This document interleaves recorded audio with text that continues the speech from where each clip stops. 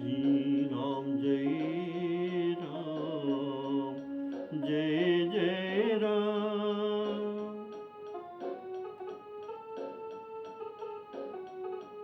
श्री राम जय राम, जय जय राम। श्री राम जय राम, जय जय राम। श्री राम जय राम, जय जय राम। श्री राम जय राम, जय जय राम। आदरणीय श्रोता बंधुओं को मेरा सादर सप्रेम राम राम कहकर सभी को पवित्र राम कथा सुनने के लिए स्वागत करता हूँ। प्रेम से बोलिए सियावर रामचंद्र की जय। आप पिछले एपिसोड से सुन रहे थे श्री रामचंद्र जी भाइयों और हनुमान जी को साथ लेकर उपवन में गए थे और उपवन में वहाँ सनकादि मुनियाँ आए थे। उनके प्रस्थान करने के बाद श्री भरत जी संतों का लक्षण जानना चाहते हैं श्री रामचंद्र जी के मुख से। तो श्री रामचंद्र जी संतों के लक्षण समझा बुझाकर भरत जी को कह रहे हैं।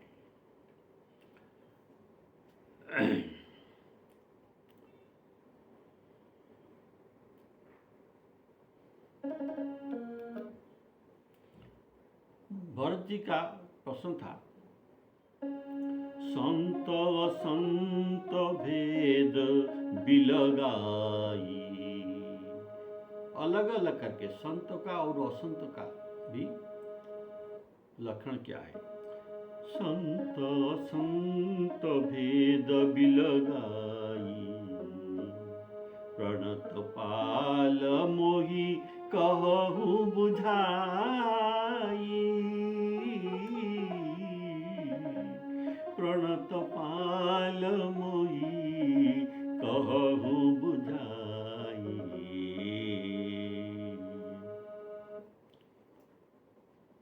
तो श्री रामचंद्र जी उत्तर देते हैं कि हे भ्राता सुनो, संतों के लक्षण अगणित अर्थात बहुत है और वेद और पुराण में प्रसिद्ध है।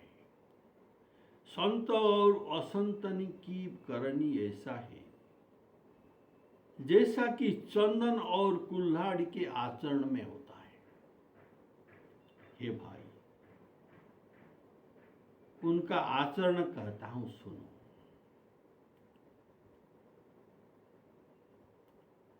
तो परसा मलय चंदन वृक्षों को काटता है। वर्षा का काम है वृक्ष को काटना, इसीलिए ये चंदन वृक्ष को भी काट देता है। अर्थात उसका यह स्वभाव है वृक्षों को काटना, और चंदन का स्वभाव है जो भी उसको काटेगा भी इनका अहित भी करेगा, लेकिन इसके बदल में उनका ये सुगंध देगा।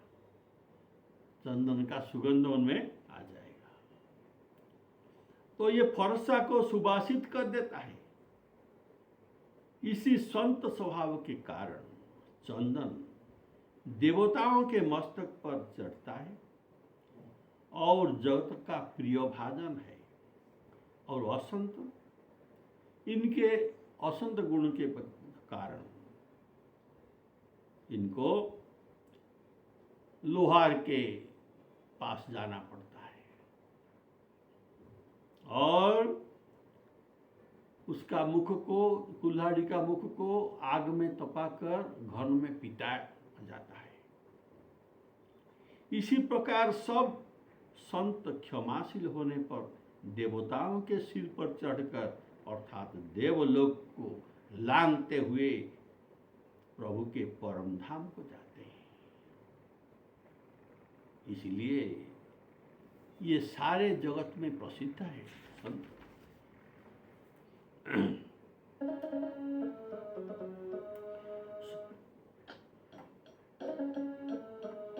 संतन के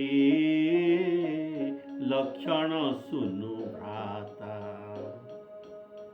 संतन के लक्षण सुनु भ्राता, अगणित श्रुति पुराण विख्याता, संत संतनी कैसी करनी, जिमी कुठार चंदन आचरनी,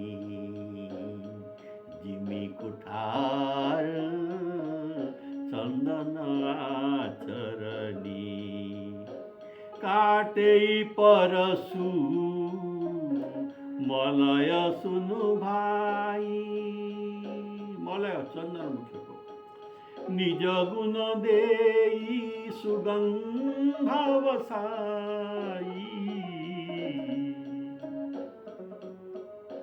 निज गुण देई सुगंध वसाई। इसका परिणाम स्वरूप ताते सुरसी सन चढ़त जगबल्लभ श्रीखंड, श्रीखंड चंदन जगबल्लभ श्रीखंड, अनल दाही पीटत घनही, परशुबदन यह दंड, परशुबदन यह दंड।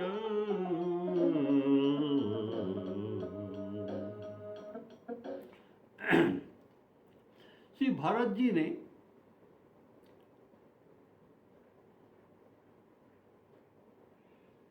ये तो स्वयं संत है, संत के स्वभाव और उनके लक्षण के ये अपरिचित नहीं है, और वेद पुराण भी स्वयं पढ़े हैं और उसी से भी संतों का लक्षण और स्वभाव ये जानते हैं।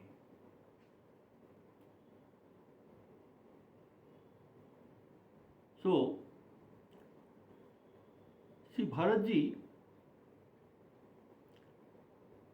श्री रामचंद्र जी को संत और असंत के लक्षण और स्वभाव अलग अलग पूछते हैं। इसी से श्री रामचंद्र जी उत्तर देते हैं, और पहले उत्तर में उपक्रम होता है, इसके बाद विषय वस्तु कहेंगे और अंत में उपसंहार कहेंगे। तो चंदन को संत का उपमा श्री रामचंद्र जी ने दिया, और कुल्हाड़ी को खड़ का उपमा देकर ये प्रवचन शुरू करते हैं कि दुष्ट लोग जैसे सबका अपमान करते हैं, वैसे ही ये संतों का भी अपमान करते हैं। संत जैसे सबको सुख देते हैं, वैसे ही खड़ों को भी सुख देते हैं। संत सभी को सुख देते हैं। इसलिए शंकर भगवान जी पार्वती को कहते हैं, इनके जो मंद भी करते हैं उनके ये भलाई ही करते हैं। ऐसा उनका स्वभाव है, कार्य है। संत उमा संत कई इहि बड़ाई, उमा संत कई इहि बड़ाई, मंद करत जो करई भलाई, मंद करत जो करई भलाई, ये संत है।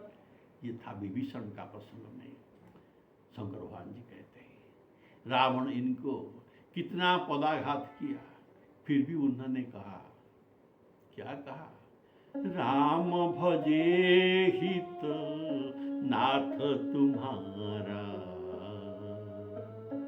राम भजे हित नाथ तुम्हारा। तो ये संत का स्वभाव है। ये जितना, ये तो रावण का उदाहरण आपने सुना, ये जितना पदाघात करने पर, इससे पर भी विभीषण जी ने इनका हित ही चाहा। तो यहाँ संत चंदन वृक्ष है, असंत कुठार है। अर्थात कुठार का काम है काटना, और चंदन का गुण है अपना गुण दूसरों को देना। इसीलिए ये जो कुठार जो काटने वाला को भी सुगंध देता है। अर्थात संत का गुण असंत रूप कुलाड़ी चंदन का वास, चंदन का वास कुल्हाड़ी के मुख में मिलता है। अर्थात संतों के क्षमाशीलता गुण असंत में आने में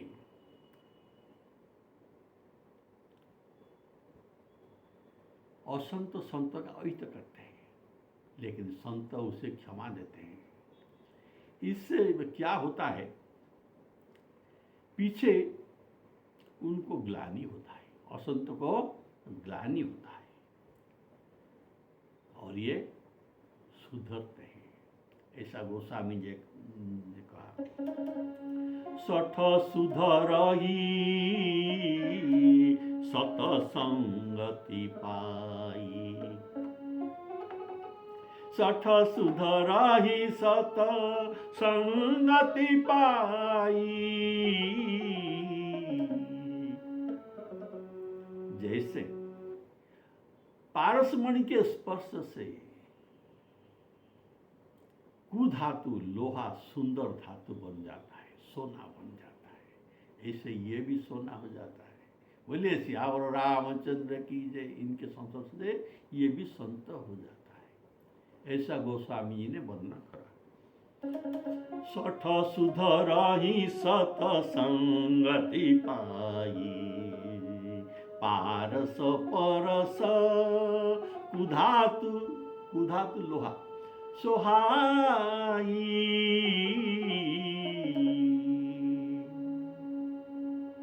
अर्थात खड़ संत के संग पाकर ये भलाई करते हैं, लेकिन इनका जो मौलिन स्वभाव है ये कभी भी मिटता नहीं।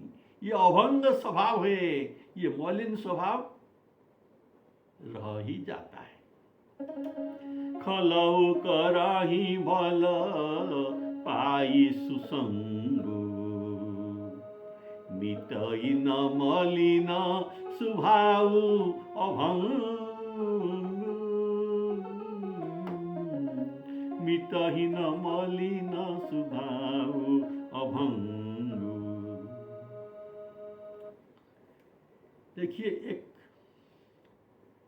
खड़ चोरी कर रहा था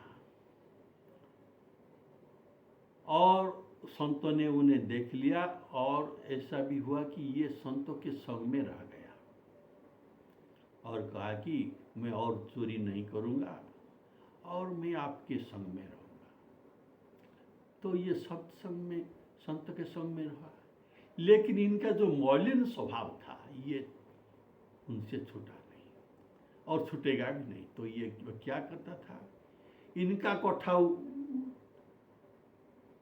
एक बाएं पैर का कठाऊ किसी का दाहिने जो पैर में बदल कर देता है, और किसी का लंगोटी किसी पर रख देता है। ऐसे उन्होंने ये करता है। तो ये मलिन स्वभाव ये मिटता नहीं, ये अभंग गोस्वामी जी कहते हैं। मिटई न मलिन स्वभाव अभंग। संत अपना गुण देना ये इनका स्वभाव है। खड़ इसे ग्रहण करे या न करे, यह उनका काम है। इसलिए गोस्वामी जी कहते हैं, संत संतनी कैसी करनी, जिमी कुठार चंदन आचरणी।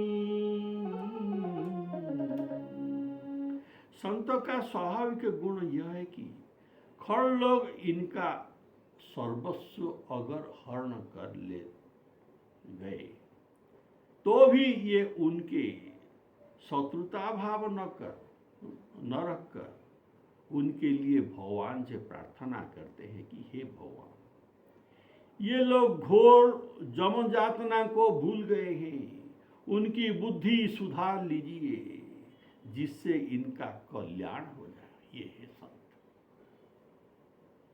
तो ये संत मन, वचन और कर्म से दूसरे का उपकार करते हैं। पर उपकार वचन मन काया,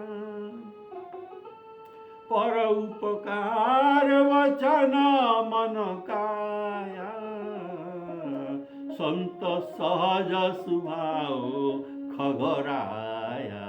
ये बात काकभूषुंडी जी खगराया गौड़ जी से कहते हैं। मन वचन कर्म से संत पर का उपकार करते हैं। संत सही दुख पर हित लागी, पर के हित के लिए ये संत दुख सहते हैं, लेकिन दूसरे का दुख पहुंचने का कारण खड़ बन जाता है, कैसे उनको दुख पहुंचा जाए। संत सही दुख पर हित लागी, पर दुख हेतु असंत अभागी।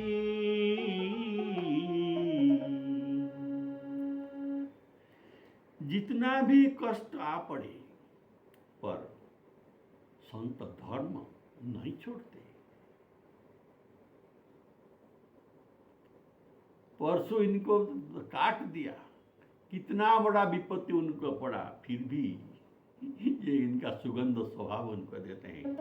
काटे परसु मलय सुनु भाई, निज गुण देई सुगंध बसाई, निज गुण देई सुगंध बसाई।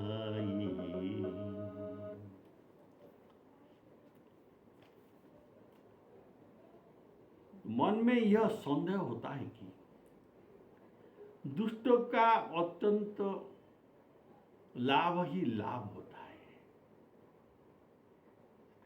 काटने पर भी उनको सुगंध मिलता है,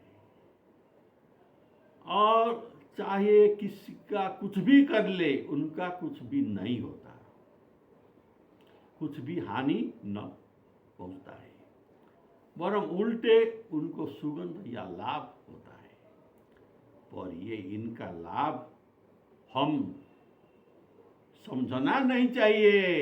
ये अगर समझ ले कोई बात नहीं, लेकिन हम समझना नहीं चाहिए।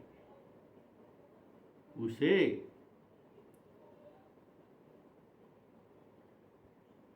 संत उसे दंड तो नहीं देते, उनको क्षमा कर देते हैं।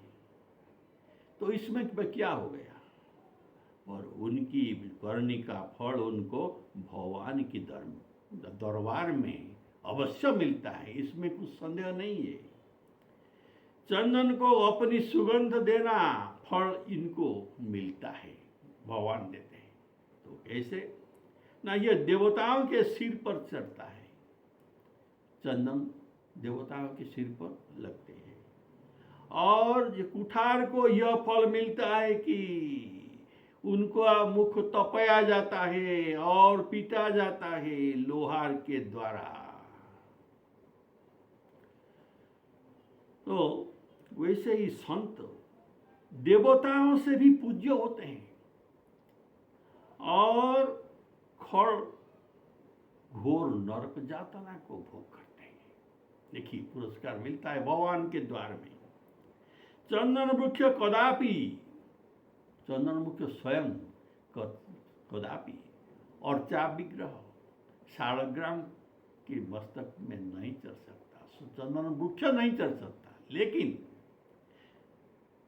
कुठार से जब ये काटा जाता है तब ये शालग्राम पर आकर चढ़ने का योग्य होता है। कष्ट न सहने से संत नहीं हो सकता। अपने सहनशीलता के कारण इस लोक में, पृथ्वी में देवताओं के द्वारा, भूदेव पृथ्वी का देवता ब्राह्मणों के द्वारा ये पूज्य होता है, अर्थात जगत पूज्य होता है। और अंत में स्वर्ग आदि को लांघते हुए और ऊपर जाकर ये भगवान के परम धाम में पहुंचते हैं। संतों भगवान के परम धाम में पहुंचते हैं, ऐसा श्री रामचंद्र जी के वाक्य है। विभीषण को ये कहते हैं, तुम कल्प भर के राज्य करो, मेरा भजन स्मरण करो और अंत में मेरे धाम को जाओ, जहां सब संत जाते हैं, तुम भी वहां जाएंगे। करेहु कल्प भरी राज तुम, करेहु कल्प भरी राज तुम, मोहि सुमिरेहु मन माही, मोहि सुमिरेहु मन माही, पुनि मम धाम जाई हूँ, पुनि मम धाम जाई हूँ, जहाँ संत सब जाई, जहाँ संत सब जाई। संत विषयों में लिप्त नहीं होते, संत विषय भोग में ये लिप्त नहीं होते, शील और सद्गुण के खानी होते हैं। पराया दुख देखकर दुखी और सुख देखकर सुखी होते हैं। उनका वे सबका इनमें सब में समान भाव है, अर्थात शत्रु और मित्र और उदासीन मध्यस्थ देश बंधु साधु सपी सपापीसु समबुद्धि विशिष्यते, अर्थात ये शत्रु मित्र सब उदासीन, सबको ये समान देखते हैं, सबको एक सा देखते हैं, अर्थात न किसी को शत्रु समझते हैं, न किसी को मित्र समझते हैं, और उनके लिए कोई शत्रु है ही नहीं। ये मदर रहित, गर्व नहीं करते और वैराग्यवान होते हैं, अर्थात किसी को उनका राग या प्रेम नहीं है। ये तो वैरागी है, वैरागी के पास प्रेम नहीं है, तो ये किसी के पास इनका राग, अनुराग या प्रेम नहीं है, आसक्ति नहीं है। लोभ, अमर्ष, हर्ष और भय का त्याग ये किए हैं।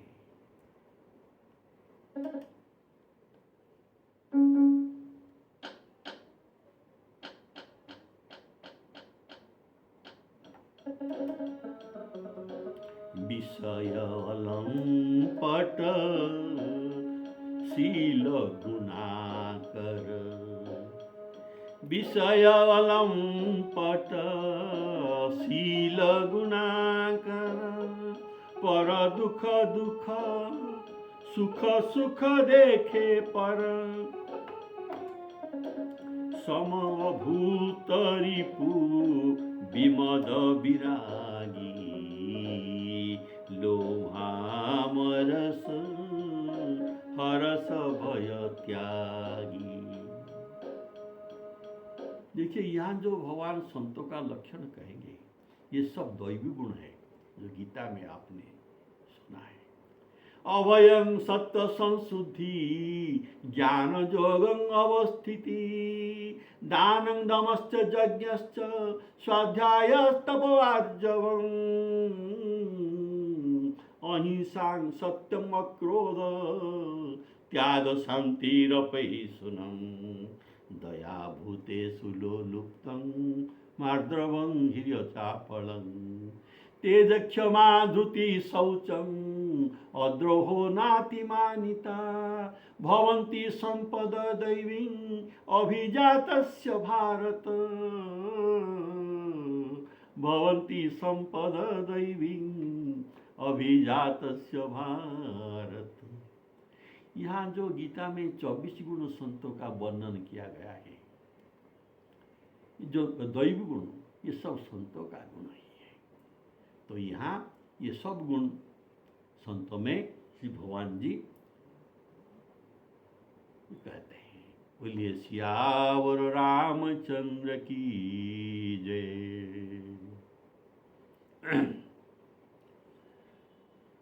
श्री राम जय राम, जय जय राम।